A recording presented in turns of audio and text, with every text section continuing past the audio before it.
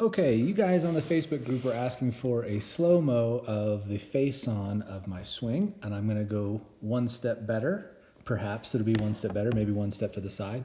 I'm gonna go ahead and let this play while I'm talking here for a second. I'm gonna give you a slow-mo of my slow-mo. So what do I mean by that? Obviously you guys know that you have to learn things progressively and systematically, and at first that means that we go slow when we're working on something new. And that's exactly what I'm working on right here. I'm working on something very, very specific, something actually super cool, perhaps my biggest discovery about the golf swing ever, the missing link to put all of this stuff together in the dead drill, all focusing on just one thing. But I'm not going to talk about that just yet. That'll be for the future. But what I do want to talk about is how to practice, because as I mentioned in my last video, I'm going to show you guys how to start adding speed to these drills correctly. But I need to show you what's happening when I'm going really slow at first. And you'll actually notice there's a couple little pauses and chunks in here.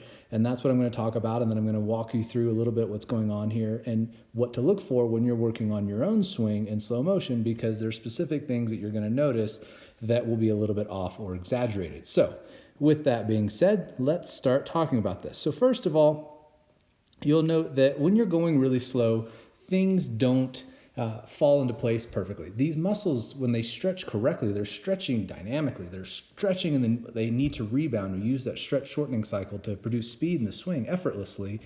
And so some of the things won't just dial in just right. That's why, like, even when I'm making practice backswings, if I'm just working on my backswing, I actually don't try to make a full turn, because I know that if I did that, I would actually have to relax muscles to go to the top and stop. So I may only turn to about 80 degrees when I'm working on just position of my arms or what have you, or something specific. So, but here you'll notice that when I'm going really, really slow, because this is shot at 240 frames per second, and I'm also going slow. So I'm working on this, I'm looking in the mirror, I'm looking at it on video.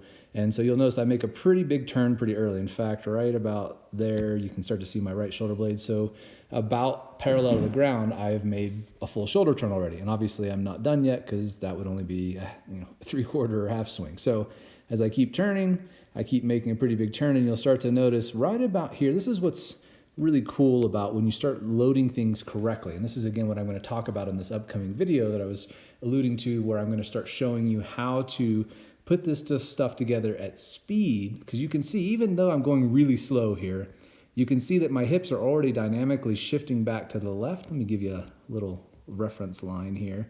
So right about there is where my hip line is after I make my full shoulder turn. But you'll note that I'm already shifting back to the left, and the club is still going back. And this is happening slow when I'm going slow. When I'm going fast at a normal backswing speed, the club will move more, my arms will move more. There will be, it'll be more significant, but you can see it even slow that my hips are already shifting back to the left. The club is still falling. It hasn't begun to move back this way yet at all. It's getting there, but it's getting pulled by this one specific thing that I'm talking about working on in my swing right now. So then as I come down, you'll notice a couple little pauses. So right here, I actually paused. I stopped, and I wanted to make sure that what I'm working on, what I'm feeling, is still there. I can feel that. I have to slow down a lot to really feel it. So I actually pause, and then I start going again. I keep feeling that same specific muscle that I'm working on here. And you'll notice another little pause, I believe, right in here. It's not quite a full pause, a little pause, but again, just working on what I'm feeling.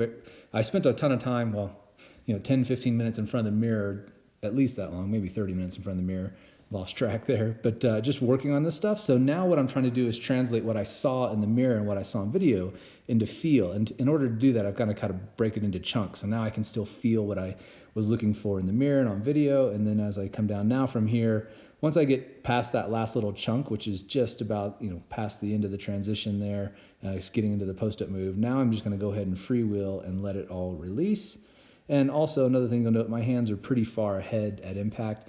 That's further ahead than where they normally would be, and that's just because, again, I'm going really slow, and so everything is not quite released, and there's no force, centrifugal force on that club head working very heavily to release the club, and my legs are not, posting up very aggressively. But you can see that my lower body's moving really well now, again, because of this one thing I'm focusing on. So my right heel, you see it kind of moving in toward the left. It's not just popping up and breaking that little plane line that I was talking about. If you draw a line on the outside of your foot. In one of the last videos, you'll see it's moving away from that, and then at the end, it avoids it, and you'll see most amateurs kind of doing the opposite. But as I'm coming through here, I'm just checking all these little checkpoints to make sure that my body is moving correctly in the sequence. To get the key to the sequence is just getting the right muscles to work, and that's what I'm really, really concentrating on here. And then, as I get comfortable with this, I'm going to show you how I add speed to it. I'm not quite ready yet. That's why I wanted to film the slow-mo and talk about some of the things that you'll see in slow motion stuff. You know, obviously I'm not going to get aggressively pulled around to a full follow through, but it's pretty mellow.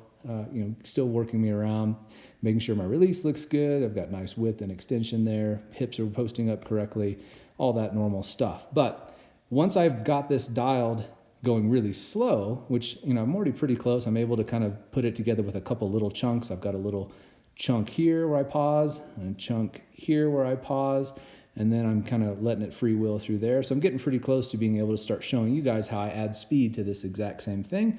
So hopefully this helps you guys understand when you're practicing that when you're going slow, things will not look exactly the same. We just don't have that dynamic stretching of the muscles, and there's a lot of things going on in the swing and muscles that are working a certain way. And when you're going really slow, it's really easy to kind of get those things a little wonky and overdo something and be too tight on one thing.